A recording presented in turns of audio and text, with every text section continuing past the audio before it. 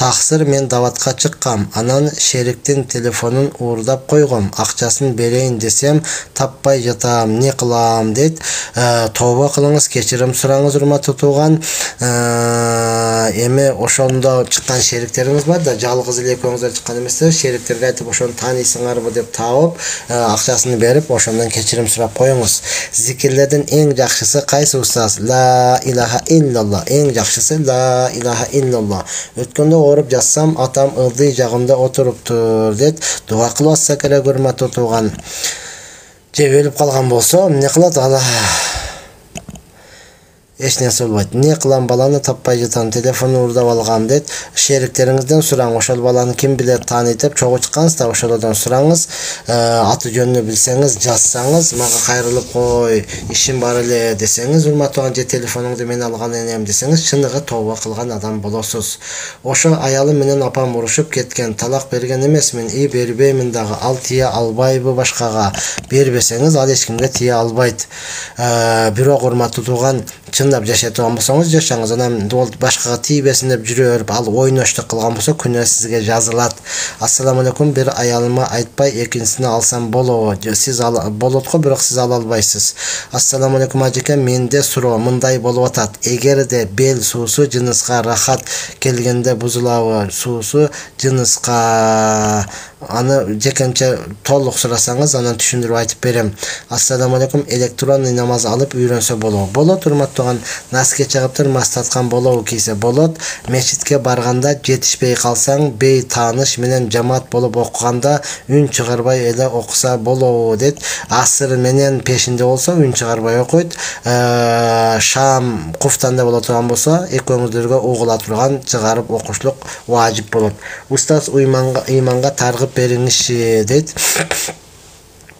Ассаламу алейкум дамыла, наске чыгыптыр болот. Жолуктан баш тартса, хиджабы такыр кийинбейм десе, кандай кылыш керек? Сүйлөшкөн адам дейт.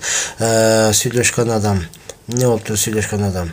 Сүйлөшүп атканыңызды айтты, же болсо жолугу үйлөнөм деген кызыңыз ошентип аткан болсо, анда сиз аман эле болдуңуз, урматтуу тууган, жолук салына турган ыймандуу кызга эле үйлөнүң.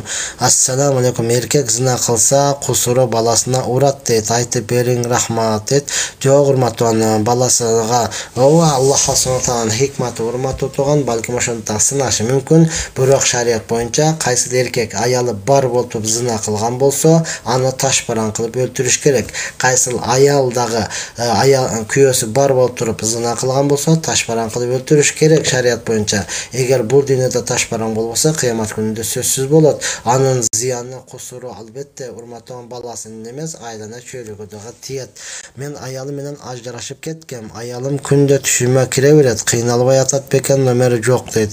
Аны өзүдөн сураңыз, мен билбей эткенмин, менин көзүм ачык эмес, анчалык деңгээлде гайыпты айтып бере турган, гайыпты биз эч качан билбейбиз. Ассаламу алейкум устаз, жылдардын кой жыл, уй жыл, аждар жыл деп айтылганы шариятта кандай? Сонун эч кандай каршылык жок. Ассаламу алейкум дамла, эркек зына кылса, азыр айтып өттүк. Ассаламу алейкум, аркаңда тырмап кан чыгып кетсе жууш керекпи, же дарат ала берсе болобу? Аркаңды жуубай дейт. Кичине бүдүр болгон болсо, урматтууган, эч нерсе болбойт. Кан чыккан болсо дарасынат да бая бойдок бүдүрлүү болуп. Анан көбүрөөк чыгып кеткен болсо, албетте жууш керек. Жоогуңду бердим десе талак түшөбү? Рахмат сүйүктүү устаз. Ооба, талак түшөт. Ассаламу алейкум дамыла, наске болот. Күйөөм телефондон талак бердим сага деди. Түштүбү талак? Түшөт, урматтуу тууган, калганын жашай десеңиздер, муфтияттан сурайсыздар тактап. Ассаламу алейкум устаз, апама дуа кылып коюңчу, гиписте жатат бурту дейт, Алла шифа берсин.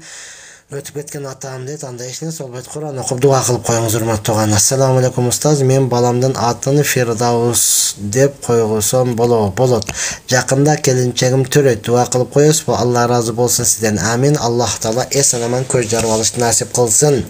Ассаламу алейкум дамулла, эркек зына кылса, азыр айтып өттүк. Устаз, бир бутум тизеден жок, тарат алганда жуйбу дейт. Жок, жуубайсыз, урматтуу. Тизеден жок болсо, кызыл ашыкка чейин жуйт да, анан тизеден жок болсо каягын жуйсуз, урматтуу.